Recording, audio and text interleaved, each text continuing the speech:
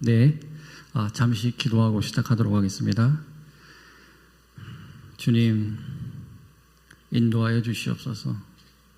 주님, 여기에 모인 모든 성도님 머리 위에 성령의 능력이 임하는 시간 되게 하여 주시옵소서. 거룩하신 예수님의 이름으로 기도드렸사옵나이다. 아멘. 우리가 성령 하면 사도행전 2장에 있는 말씀처럼 급하고 강한 불이라든지 아니면 불의 혀처럼 불의 어떤 이미지를 생각하는데요. 그것도 이제 당연히 맞죠. 그러나 이제 마태복음 3장 16절을 보면 예수님께서 세례를 마치고 물에서 올라오실 때 하늘이 열리고 성령이 비둘기처럼 내린다고 말씀하셨어요. 오늘 이 시간 불의 성령, 불같은 성령의 능력도 임하지만 하늘이 열리고 비둘기 같은 성령의 비둘기가 우리 성도님 여러분 머리 위에 임하는 그런 능력이 임하는 시간 되었으면 좋겠습니다. 먼저 이렇게 만나게 돼서 정말로 반갑습니다. 그리고 또 이렇게 좋은 교회에 이렇게 초대해 주셔가지고 정말 감사드립니다. 저는 3년 반째 영국에서 선교사로 사역하고 있습니다. 길다면 길고 짧다면 짧은 시간일 것입니다. 저에게 있어서 영국 선교는 정말 그 감사와 감격 그 자체입니다. 오늘 이렇게 오늘 이 자리를 더불어 그래서 마태복음 10장 16절 예수님께서 말씀하신 뱀처럼 지혜롭고 비둘기같이 순결하라는 말씀을 영국 선교에 빗대어 진리의 말씀으로 풀어내고자 합니다. 그러나 이것이 단지 개인적인 이야기를 위함이 아니라 여기에 모이신 모든 성도님들의 삶이자 인생의 빛이 되기를 소원하는 마음으로 나누기를 원합니다. 자, 그러면 여러분은 지금 아마존 정글 한가운데에 떨어져 있다고 한번 머릿속으로 상상해 보시길 바랍니다. 아마존 정글은 열대우림으로 대한민국의 55배나 크다고 합니다. 거기는 나무만 있는 것이 아니라 온갖 해충과 독충 그리고 짐승들이 득실거립니다.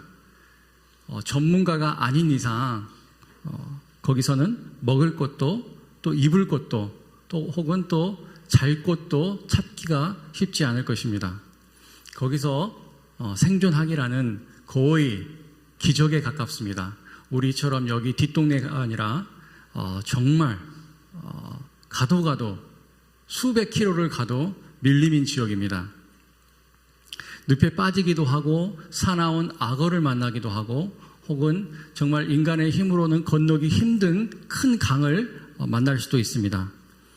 그러한 곳에서 사람이 사는 마을까지 안전하게 도착하려면 아무런 해를 입지 않는다 하여도 최소 몇 달은 걸릴 것입니다.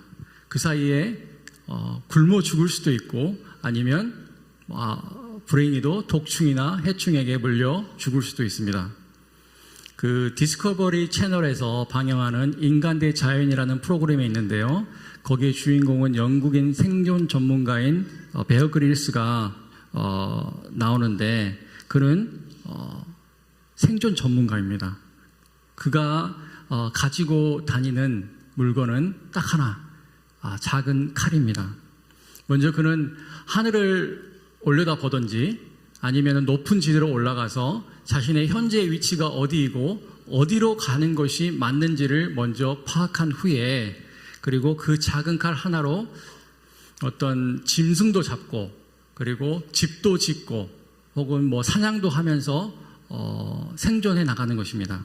그러다 마침내 사람이 사는 데까지 안전하게 도착합니다. 그러나 우리같이 생존의 지식이 없는 사람들은 어떡할까요? 정말 그러한 자리에 홀로 떨어지게 되면 우리는 먼저 그 첫 발부터 어느 방향으로 가야 될지를 모르게 됩니다. 내가 이쪽 방향으로 가려고 했을 때 이 방향이 맞을까? 아니면 이 방향이 맞을까라는 그 의구심과 염려 때문에 움직이지를 못하는 것입니다. 그리고 그 작은 칼 하나를 가지고 사용하려고 해도 막 이리저리 사용하려고 해도 해본 적이 없으니까 정말 그다 망연자실해지기 일쑤입니다. 그러나 만약에 우리가 나침판이 없어도 방향 감각을 가지고 있고 위치를 알아낼 수 있는 능력이 있다면 금세 불안과 염려는 사그라들게 될 것입니다. 그리고 그 옳은 방향을 위해 온전한 힘을 쏟아내며 사력을 다할 것입니다. 여러분, 도대체 이 방향이라는 것이 무엇일까요? 우리는 왜 이리도 쉽게 또는 허무하게 방향을 잃어버리곤 하는 걸까요? 그 이유는 아마도 방향이라는 것이 우리의 눈으로 볼 수 있다라거나 혹은 귀로 들을 수 있는 그런 성질의 것이 아니기 때문일 것입니다. 그렇게 끝없이 어떤 늘어지고 구부러진 굴곡진 인생을 걷다 보면 어느 사이에 신압으로 길을 잃어버리곤 하는데 어쩌면 그것은 당연한 현상이 아닐까라고 생각이 됩니다. 그렇게 인생이란 큰 그림을 놓고 볼 때 방향을 잃지 않는 것만큼 중요한 것은 없다라고 생각이 됩니다. 지금은 많이 사라졌지만 몇십 년, 지금도 있긴 하죠. 몇십 년 전에는 항상 봄에 제비가 날아왔죠. 그 제비는 봄에 왔다가 번식을 하고 가을에는 다시 자기가 왔던 지역으로 돌아가는데 그 지역이 인도네시아 혹은 말레이시아 혹은 호주까지 날아간다고 통계가 나왔습니다. 거리는 어림잡아 5,000km나 됩니다. 비행기로는 평균 10시간 정도 되는 거리입니다. 그러나 그들은 눈에 보이지도 않는 그 먼 거리를 어떻게 길을 잃어버리지도 않은 채 찾아갈 수 있는 것일까요? 그 이유는 그 새의 눈에 있는 크립토크롬4라는 단백질이 햇빛과 반응을 해가지고 자외선을 볼 수 있기 때문이라고 합니다. 그 인간의 눈에는 보이지 않는 그 자외선이 아니라 자기장을 그들은 둥글게 굽어 보이지 않는 먼 지구 반대편까지 보면서 날아가는 것입니다. 이와 같이 우리는 비록 육적인 어떤 그런 눈은 없지만 우리에게는 영적인 눈이 있습니다. 이 영적인 렌즈는 하나님 나라에서부터 흘러나오는 하나님의 충만한 영광과 은혜를 감지할 수 있습니다.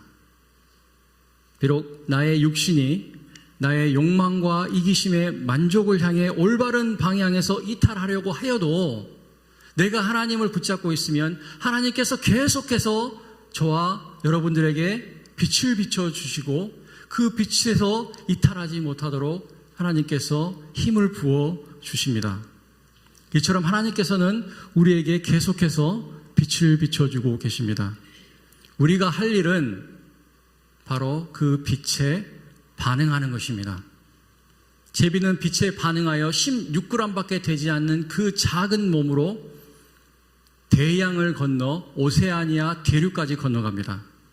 우리 또한 영적인 렌즈를 통해 하나님으로부터 오는 빛을 보고 나아간다면 망망대해를 건너는 제비보다 훨씬 더 큰 일을 감당하게 될 것입니다. 인생이란 길은 지구의 모습과는 비교도 되지 않을 정도로 멀고 굽어있고 또 실타래처럼 엉켜 있습니다. 사람마다 그 구분 정도는 다 다를 것입니다. 그렇기에 앞날을 예측한다는 것이 어찌 보면은 무의미하게 느껴지기도 합니다. 당장 내일이 막막하신 분들도 계실 수 있습니다. 그러나 잊지 말아야 할 것은 그러한 엉키고 설킨 실타래라는 인생이라도 그 위에서는 하나님께서 계속해서 빛을 비춰주고 계신다는 것입니다. 저의 아버지는 극심한 알코올 중독자셨습니다. 그래서 집안에 가정폭력이 끊이지 않았습니다. 아들 앞에서 주방도구 그리고 농기구가 흉기로 변하는 일이 비일비재했습니다. 여러분 한번 그 어린아이 앞에서 그러한 어떤 폭력이 자행되는 모습을 본다면 그 어린아이는 어떠한 충격을 받겠습니까? 정말 살인만 일어나지 않았을 뿐 살인을 본 것과 같은 동일한 공포를 느꼈던 것입니다. 집안에 멀쩡한 물건은 하나도 없습니다. 다 깨지고 부서지고 말았습니다. 그리고 초등학교 수업 시간에 우리 집이 이제 초등학교 바로 근처에 있었는데 수업 시간에 갑자기 아버지가 술에 취한 채 들어오셨습니다. 그리고 선생님에게 술 한잔 하자고 하셨습니다. 정말 지금 생각하면 좀 웃음이 나긴 하지만은 그때 그 아이가 느꼈을 그 수치심과 그 놀람은 이루 말할 수가 없습니다. 그리고 초등학교, 중학교, 고등학교 어떻게 그런 가정 방문 지금은 하는지 모르겠지만 가정 방문 때마다 선생님이 오셨는데 아버지는 술에 취해서 그렇게 막 아무렇게나 누워 계시는 모습을 보이십니다. 그리고 그 술로 얻은 큰 병으로 인해서 병원을 문지방 드나들듯이 하시다가 결국 일찍 돌아가셨습니다. 저는 어린 시절 내내 나는 왜 이런 집안에 태어나야만 했나 라는 고통에 몸부림쳐야만 했습니다.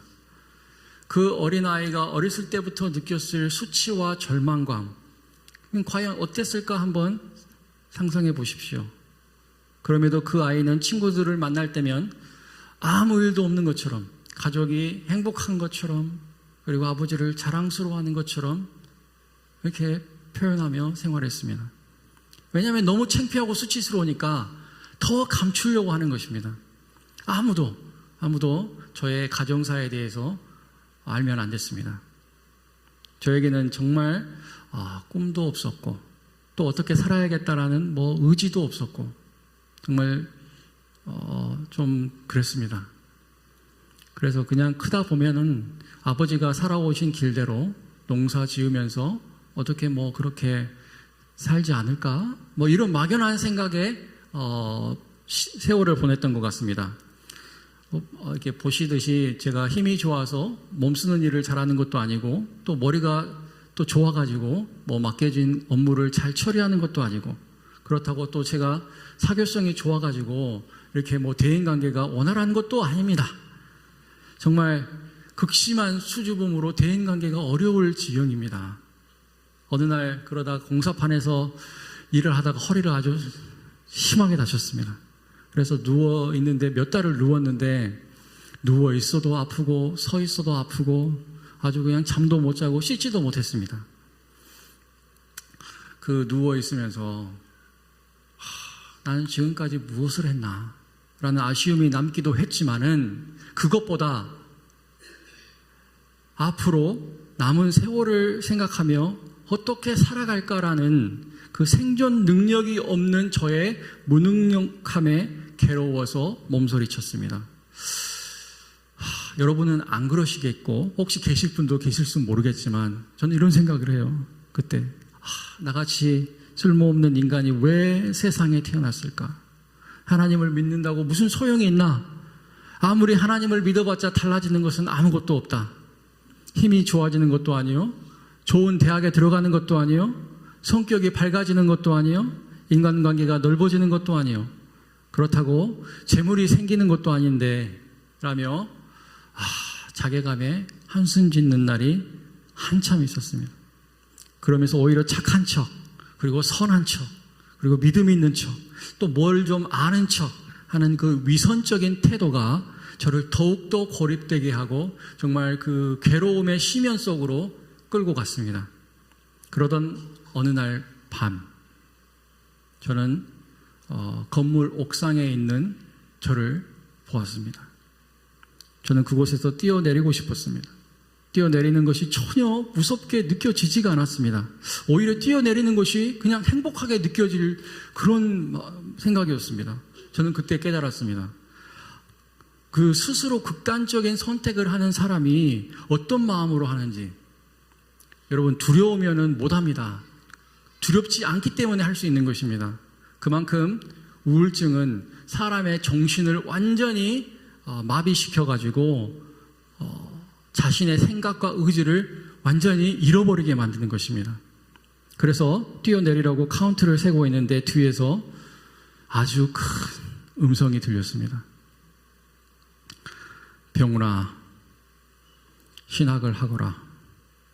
그리고 바로 꿈에서 깼습니다. 꿈에서 깬 저는 바로 무릎을 꿇고 하나님께 기도했습니다. 하나님, 저는 지금 몸이 망가져서 아무 일도 할 수가 없습니다. 학비는커녕 다음 달 생활비도 없습니다.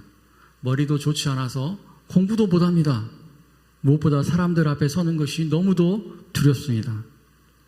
그리고 또 목사가 된다는 것은 곧 사람들 앞에 서야 된다는 것인데 저는 한 번도 그런 생각을 해보지도 않았습니다. 너무 생각만 해도 너무 두렵고 떨립니다. 그러나 이것이 하나님께서 저에게 주신 꿈이라면 모든 것이 가능하다고 믿습니다. 물론 지금 제 생각으로도 가능하지 않을 거라고 생각은 하지만 주님께서 주신 꿈이라면 주님께서 반드시 저로 하여금 가능케 하실 것이라고 믿습니다.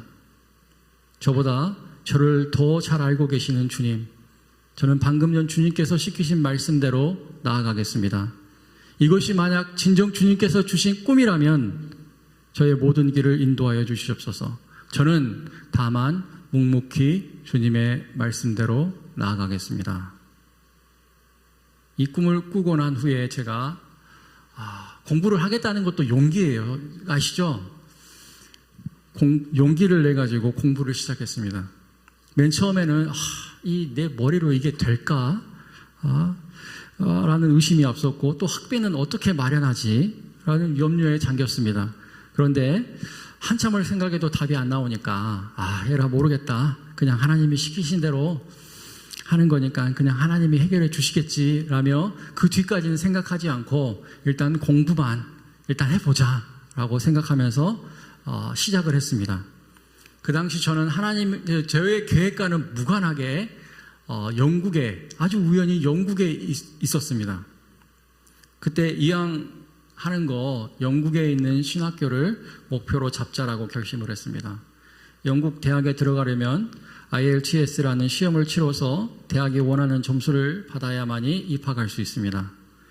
그 안 되는 머리를 붙잡고 영어 단어를 외우고 신문을 보고 글도 써보면서 정말 자괴감을 느끼면서도 무진장 애를 썼습니다. 남들은 금방 점수를 받을 텐데 저는 7개월 동안 실험해가지고 마침내 대학이 원하는 점수를 받았습니다. 제가 입학한 대학은 런던 근교에 위치한 All Nations Christian College입니다. 영국에 계신 선교사님이 강력히 추천해 주셨습니다. 그렇게 해서 제가 29살의 나이에 신학교에 입학하게 되었습니다. 제가 수학한 신학교는 선교 전문 대학입니다. 선교사 지망생이거나 혹은 현장에서 선교 활동을 하시던 분들이 선교를 더 배우기 위해서 들어오는 학교였습니다. 그래서 지금 저와 같이 수학한 동기들은 아시아, 아프리카, 중동 이런 데서 계속 선교를 하고 있고 지금도 페이스북이나 이메일을 통해서 소식을 주고받고 있습니다. 저는 이 학교를 통해서 저도 모르게 이제 하나님의 말씀을 따라서 간다고 하면서 왔는데 하나님이 저로 하여금 선교사가 되길 원하시는구나 라고 느꼈습니다. 그래서 이후에 한국으로 돌아와 선교에 힘썼습니다. 북한 선교를 한 8년 정도 섬겼습니다. 북에서 오신 분들은 정말 많이 만났습니다. 어림잡아서 한 3,000명 정도 되는 것 같습니다. 때론 집까지 찾아가서 신방도 하고 이야기도 들어주고 먹을 것도 가져다 주면서 이렇게 전도를 했죠. 전도하면서 교회로 이렇게 인도했습니다. 그리고 또 제가 섬겼던 그 단체의 특별함을 보고 그 통일부하고 법무부가 이게 합작을 해가지고 그 전국 교도소에 있는 탈북민 수감자들을 교정 상담할 수 있도록 전권을 위임해 줬습니다. 그래서 전국에 있는 이제 교도소를 찾아다니면서 탈북민 수감자들을 만나면서 상담하고 전도하고 또 도움이 필요하고 이분들이 정말 도움이 많이 필요하거든요. 그래서 도움이 필요하면 도와주었습니다. 그러다가 하나님께서 저의 20대 때 고향인 영국을 품는 마음을 강하게 주셨습니다. 그때가 2019년 12월 셋째 주 주일 저녁이었습니다. 영국으로 가야겠다는 강한 결심을 하게 됐습니다. 그러나 그 과정은 그렇게 녹록치 않았습니다. 여러분 혹시 그 전세 사기를 경험해 보신 적 있으십니까? 그 뉴스에 뜨고 한참 이슈가 됐던 그 전세 사기 있잖아요. 그 제가 전세 사기를 당하게 됐습니다. 나중에 부동산은 폐업을 해가지고 사라져 버렸고 집주인도 그 핸드폰 해지해 버리고 이렇게 완전히 잠수를 타버렸습니다. 그때 정말 2달은 정말 힘든 시점이었습니다. 이야기가 길기에 결론만 말씀드리면 하나님의 은혜로 기적처럼 문제가 해결되었습니다. 이 일을 통해서 하나님께서 저로 하여금 영국에 가기를 원하시는구나 라는 거 또 한 번 확신하게 되었습니다. 그리하여 주님의 은혜로 영국에 가게 되었는데 불행히도 여러분 아시죠? 2019년 12월부터 중국에서 코로나가 발생했을 때 했잖아요. 그래서 2020년도에 이제 한국에 본격적으로 나왔는데 그때 영국도 마찬가지였어요. 영국에 그때 갔는데 불행히도 그때는 이제 영국이 훨씬 심해가지고 록다운이 걸렸습니다. 완전 지역이 봉쇄가 됐습니다. 다. 그래가지고 학교도 문을 닫고 관공서도 문을 닫고 부동산도 문을 닫고 다 닫았습니다. 그래가지고 또 도시간, 이 도시간도 이동도 굉장히 엄격하게 통제되었습니다. 그렇게 그 당시에 전도는 꿈도 못 꿨습니다. 거리에서 사람들에게 말을 걸면 저를 이제 중국인으로 이제 보고서는 코로나를 가지고 왔냐면서 아주 막 살기를 보이고 그리고 막 야유하고 화를 쏟아냈습니다. 네. 그래서 이제 여기 보시면은 이제 주택 단지를 이제 돌아다니면서 가가호 전도지를 꼽았습니다. 전도지를 펼쳐놓고 근방 일대를 샅샅이 돌아다니면서 이렇게 가가호 전도를 하기 시작했습니다. 당시 오랫동안 격리돼 가지고 집 밖으로 못 나왔거든요. 그래서 특별한 일이 아니면 집 밖으로 못 나옵니다. 그래서 집에만 머물러 있어 우울과 침체가 심각한 분들이 혹시나 있을까 해에 그래서 전도지를 매 집마다 기도하면서 꼽고 다녔습니다. 혹 어떤 이는 맨손으로 꼽으면 코로나 옮긴다고 또 야유를 합니다. 그래서 장갑을 끼고 항상 이렇게 전도지를 꼽았습니다. 그러나 이것이 작은 일처럼 보이지만 이렇게 전도를 하다 보면 은혜 받는 영혼들이 꼭 나옵니다. 전도지 뒷면에 전화번호와 이메일을 적어 놓는데 이제 그 메일을 보고서 이렇게 메일을 보냅니다. 감사와 은혜를 이제 나누는 메일들을 보냅니다.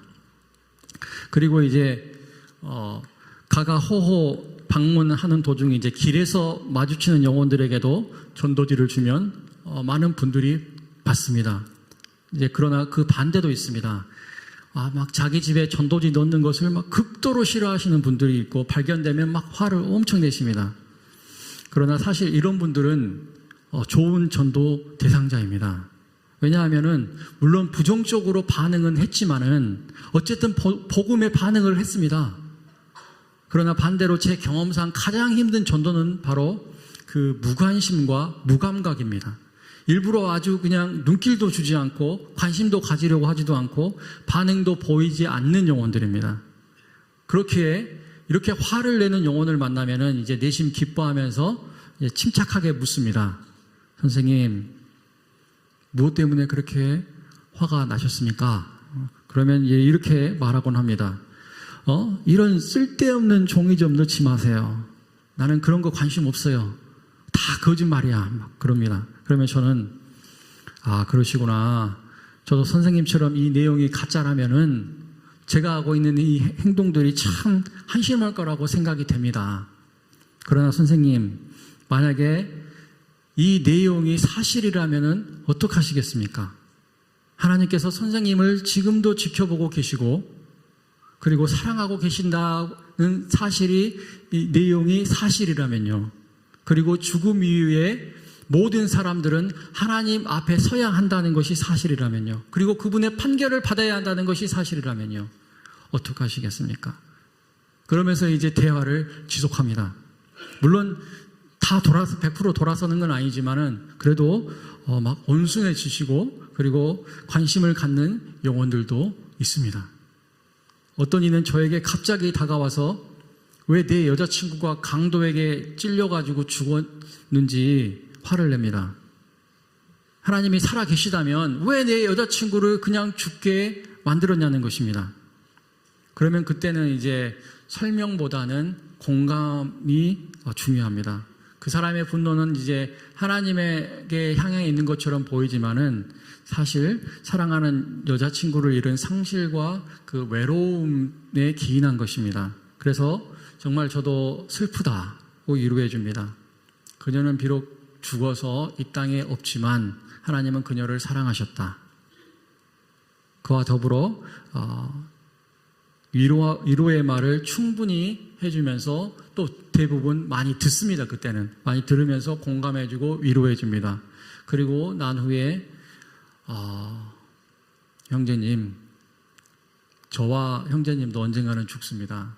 어떠한 모양으로 어떠한 방식으로 죽을지는 모르지만은 죽습니다.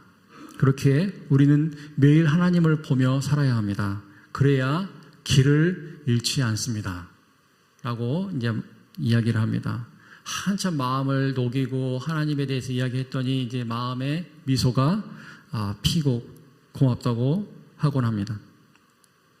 영국 하면 이제 복지의 나라라고 이제 이야기를 하죠. 복지가 실제로 잘된 국가이긴 하지만 지금 보면은 거지나 홈리스들이 정말 많이 늘어나고 있습니다. 그래가지고 길거리에 텐트를 치고 그리고 또 아무렇게나 막 이렇게 막 널브러지거나 앉아있는 영혼들이 많습니다. 근데 그들에게도 이제 다가가서 복음을 전합니다. 되게 빵이나 음료수를 건네면서 이야기를 시작합니다. 그러면 나름대로 그들은 또 경청하는 자세를 보입니다.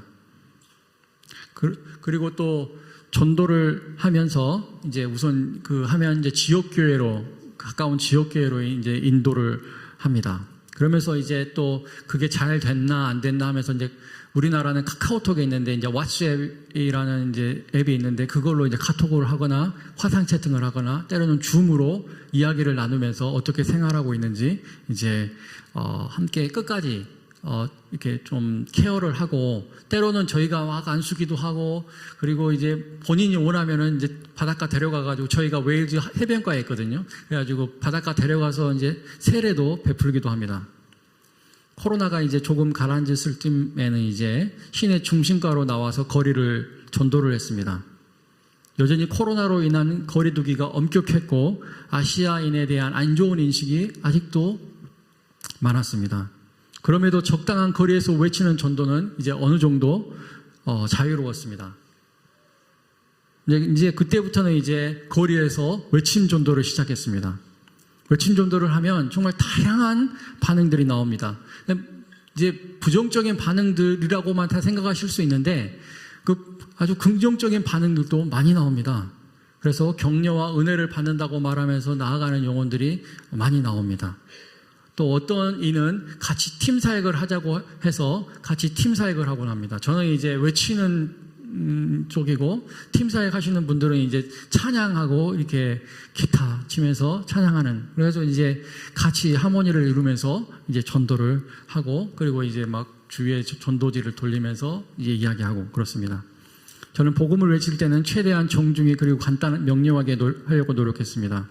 그리고 지난 3년 동안 영국 전역을 돌면서 모든 거점 도시들을 100%는 아니지만 모든 거점 도시들을 다 돌며 복음을 전했습니다. 가장 북쪽은 스코틀랜드에 있는 에버딘에서부터 남쪽에 있는 브라이튼, 스팟까지, 그리고 동쪽 케임브리지에서 서쪽 스완지까지 다니며 복음을 전했습니다. 그 장소들을 갔다면은 그 장소들 스팟을 다 이제 구글에다가 저장을 해놓으면 나중에 딱 보면은 딱 영국 지도에 이 깃발들이 그냥 수십 개가 이렇게 흐트러져서 이렇게 있는 것이 보입니다. 그래서 혹시 이제 영국에 오시면 이렇게 저와 함께 영국 전역을 돌면서 전도하시면 참 좋겠다라는 생각을 해봅니다. 이제 복음만 외치기보다는 그 찬양과 함께 복음을 외치면 반드시 반응하는 용어들이 나옵니다. 더러는 우리와 함께, 이게 한국에서는 잘 그게 안 되는지 모르겠는데, 잘 모르겠어요. 근데 영국에서는 이 표현이 너무 자유로워요. 그래서 자기가 은혜를 받으면 그냥 나와서 춤추고, 그리고 은혜를 받으면 갑자기 이제 마이크 나도 주라고 해가지고 복음을 막 자기가 선포하고 막 그럽니다. 막 그런 경우가 많습니다. 그러면 이제 같이 이제 막 격려가 되고 은혜를 받고 막 더 막 능력이 돼서 막 힘차게 복음을 전하는 거죠. 근데 가장 그 중에 인상 깊었던 장소는 그 남부 휴양 도시였던 브라이튼입니다. 그곳은 이제 동성애 도시로 변했습니다. 동성애자들 그 천지입니다. 런던에서 이제 1시간 거리밖에 안 돼가지고 주말마다 그 동성애 도시이기 때문에 주말마다 동성애자들이 다 그 브라이튼으로 몰려듭니다. 그 브라이튼에서 전도하는데 만나는 사람마다 다 동성애자들입니다. 놀라지 않을 수가 없었습니다. 영국에서는 동성애가 합법입니다. 교회에서도 그래서 동성애에 대한 반대 이야기를 하게 되면 교회 문 닫아야 될지도 모릅니다. 그리고 길거리에서 동성애 이야기를 하게 되면은 바로 옆에 신고해가지고 경찰이 체포해버립니다. 그래서 전도도 정말 지혜 있게 해야 되는 시대가 왔습니다. 그런 소돔 같은 도시에도 주님을 사모하는 영혼들이 있다는 것에 정말 큰 감격을 받았습니다. 전도를 하고 있으면 정말 만나는 사람들은 다 동성애자들인데 어떻게 알고 찾아와가지고 같이 찬양하고 같이 복음을 전하고 전도지를 나눠주는 영혼들이 그 브라이튼에 있다는 것입니다. 이제 전도를 하다 보면 이제 주의할 것이 또 있는데 그것은 이제 막 말로 막 뭐를 이겨 먹으려고 하는 그런 것을 한다라든지 그냥 말만 늘어놓는 그 말잔치는 좀 지양해야 된다라는 것입니다. 그 말이 많다고 해가지고 꼭 복음이 들어가는 것도 아니고 또 말 많으면 결과적으로는 논리 싸움으로 번져가지고 막 옳고 그름 막 너무 힘들어집니다. 그래서 제가 봤을 때 중요한 것은 인내, 그리고 공감하는 것, 그리고 경청하는 것, 그리고 또 하나는 타이밍입니다. 복음을 탁 주입시킬 타이밍이 아주 중요한 것 같습니다. 정말 전도할 때만큼은 힘이 나고 기쁠 데가 없습니다. 전도하기 전에는 막 어쩔 때는 막 힘이 갑자기 빠져버리고요. 그리고 막 갑자기 막 어디 아픈 것처럼 느껴지고 그래요. 그러다가 이겨내고 전도하러 막상 가잖아요. 그러면 힘이 나요. 희한하게 복음을 전하고 기도 딱 하고 성령의 능력을 딱 구하고 힘차게 복음을 외치면 힘이 나서 신기합니다. 그렇게 기쁠 데가 없습니다. 하나님께서 저에게 전도의 빛을 비춰주셨고 저는 다만 그 비춰주시는 빛을 따라 걸어가기만 했습니다. 그러면서 이제 영국 교회도 함께 섬겼습니다. 100년 전에 그 땅, 그 웨일즈는 1903년 그 웨일즈 부흥이라고 하죠. 부흥의 땅이었습니다. 그러나 지금은 황량한 영적인 사막으로 변해버렸습니다. 거기에는 이제 담임 목사님이 안 계시는 교회가 태반입니다. 그리고 이제 그 길을 지키시는 성도님들은 7, 80대 성도님들이 그냥 90%라고 생각하시면 되고요. 거기서 60대는 청년축에 속합니다. 영국에 온 지 이제 갓 1년 반밖에 되지 않았던 저인데 제 신분이 목사고 교회에 성실히 참여하고 전도도 열심히 하는 것을 보시고서는 교회에서 저를 리더십으로 뽑아주었습니다. 그 교회 대소사를 함께 꾸려가자고 권유하셨습니다. 그래서 이제 여러 사역들을 더 시작했죠. 이제 보면은 코리안 데이, 이제 잘 보일지 모르겠지만 이제 저희 나름대로 한국인이 별로 없어가지고 막 준비를 했어요. 코리안 데이, 그리고 한국 음식 만들고 초청하고 지역 사람들 초청해서 했습니다.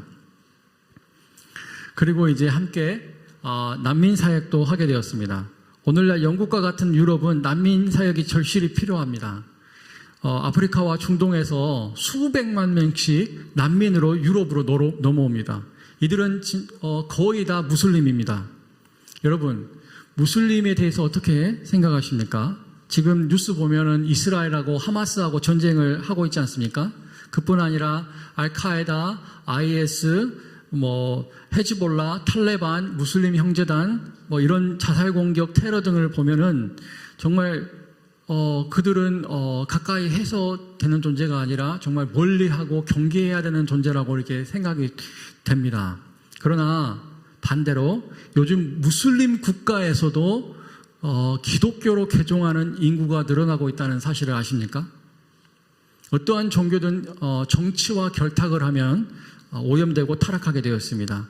그 이슬람 폭력 집단들은 자기 나름대로는 자기는 거룩한 성전이라고 하면서 종교 집단이라고 자청하지만은 사적인 권력을 추구하는 권력 집단입니다. 그래가지고 그들은 종교를 이용해서 권력을 얻고 부귀영화를 누립니다. 다만 그 밑에 있는 사람들에게 세뇌시켜가지고 사지로 내몰고 있는 것입니다. 그리고 무슬림 국가 사람들 중에 많은 인구가 무늬만 무슬림인 경우가 많습니다. 그냥 이슬람 국가에 태어났기 때문에 이슬람식으로 교육을 받으면서 사는 것입니다. 그러나 최근에 너무 그 억압적이고 폐쇄적인 그 무슬림 사회에 대해서 환멸과 회의를 느끼는 사람들이 늘어나고 있습니다. 그래서 그런 사람들에게 다가가 복음을 전하면은 이게 자기는 무슬림이다라고 말은 하지만은 무슬림에 대해서 잘 몰라요. 그리고 기독교에 대해서 이야기를 하면은 반응하는 영혼들이 덜어 나옵니다. 저는 하나님의 은혜로 영국에서 제일 큰 난민촌에서 사역을 할 수 있게 되었습니다. 거기서 수백 명의 무슬림들을 만납니다. 전 세계 이슬람 국가에서 오는 무슬림들을 다 만나는 것 같습니다. 맨 처음에는 저를 보고 나서는 어떤 동양인이 왔나 하고 눈치를 보면서 이렇게 좀 거리를 뒀는데, 근데 계속 커피도 타주고, 그리고 차도 타주고, 당구도 같이 치고, 밥도 같이 먹으니까 금세 친해졌습니다. 사실 그들도 우리와 같이 이렇게 해맑은 사람들입니다. 조금만 친해지면 알아서 자기 가정사 이야기를 다 해줍니다. 그 중에 여기 보면은 여기 한 명 보이죠? 학생 같이. 그 중에 16살 이름이 누르하크라고 하는 학생인데 이 아이는 아프가니스탄에서 영국까지 걸어왔다고 합니다. 그 아이도 무슬림이지만은 탈레반을 증오합니다. 왜냐하면 탈레반에 의해서 자기 부모님들이 다 죽었기 때문입니다. 그리고 살기 위해서 탈출했습니다. 그렇게 몇 개국을 가로질러 가지고 영국까지 왔습니다. 배고프면 쓰레기통 뒤지고 그냥 길바닥에 물 이렇게 먹으면서 돈이 없으니까 아무것도 없으니까요. 그래서 그렇게 하면서 왔다고 합니다. 정말 대단한 아이입니다. 그가 아프가니스탄을 떠날 때 13살이었습니다. 우리 아이들 중 이만한 나이에 그럴 수 있는 아이가 얼마나 있을까요? 그는 이야기해보면 항상 얼굴에 미소를 띱니다. 난민촌에서는 전도를 엄격하게 금하고 있습니다. 이제 거기는 종교 시설이 아니기 때문에요. 그래서 이제 직접 전도는 할 수 없고 간접 전도를 합니다. 그래서 이제 간접 전도를 하는데, 그리고 이제 그럼에도 불구하고 이 누르하크는 제가 기독교인인 거를 알고 있습니다. 그래서 그래도 편하게 대화하면서 따뜻하게 들어주고 제가 크리스찬이라는 직분으로서 간접적으로 이렇게 전도를 합니다. 지금까지의 이 모든 저의 짧은 사역은 제가 계획하고 실행한 것들이 아닙니다. 바로 하나님께서 저에게 빛을 비춰 주셨기 때문에, 하나님께서 빛을 비춰 주셔서 저는 그 비춰주시는 그 빛만 보고 따라갔을 뿐입니다. 또한 하나님께서는 빛만 비춰주신 것이 아니라 계속해서 그 길로 걸어 다니면 하나님이 힘을 주십니다. 능력을 주십니다. 묘하게, 신기하게 사람을 붙여주시거나 능력을 부어주십니다. 저는 이것을 하나님의 은혜라고 말하고 싶습니다. 확신과 용기와 희망과 반드시 이루어낼 수 있다라는 결기와 긍정적인 힘, 굳은 심지, 하나님이 막 심어주시는 것입니다. 저는 저의 부족함을 알매도 불구하고 제가 이 자리에서 말씀을 전하려고 하는 이유는 비록 세상적으로 제가 보잘것없어 보인다 할지라도 하나님과 동행하는 그 삶조차 보잘것없는 것이 아니기 때문입니다. 저는 그 하나님의 변개치 않으시는 능력과 힘과 빛과 인도하심을 믿습니다.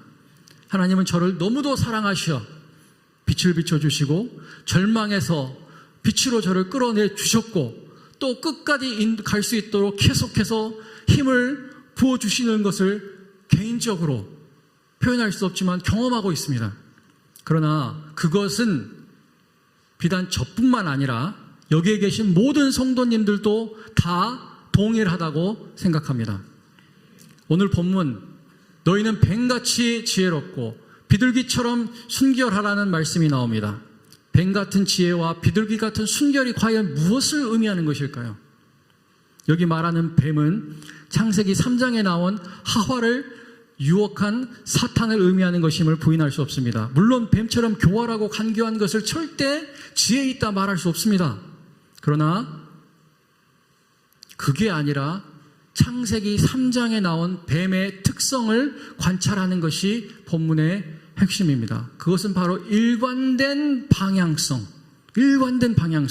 뱀은 하와를 속이기 위해서 일관되게 계속해서 속이려고 이렇게 하와가 이렇게 말하면 이렇게 받아치고 이렇게 말하면 이렇게 받아치고 하면서 뱀의 목적은 하와로 하여금 선악과를 먹게 하고 더 큰 목적은 하나님 편에 있던 하와를 자기 편으로 끌고 오게 하려는 그 일관된 방향성입니다.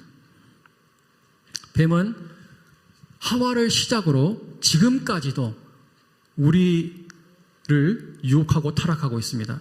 지금 이 시간까지도 뱀은 우리의 생각을 틈타 들어오려고 하고 있을 수도 있습니다. 그러나 여러분, 방향성이 일관된다 하여도 그 방향의 종착점이 나의 이기적인 욕망을 위한 것이라면 그것은 교활하고 간교한 뱀과 다를 바가 전혀 없습니다. 그 어떤 이유나 명분을 들이대서 선한 일이라고 할지라도 자기만 알고 있는 자기 속에 있는 숨겨놓은 욕망을 충족시키려는 목적이라면 그것은 그저 뱀의 종착점과 다를 바가 전혀 없습니다. 그러나 반대로 그 종착점이 내가 아니라 하나님의 영광을 나타내는 것이라면 그 방향은 지혜로운 방향입니다.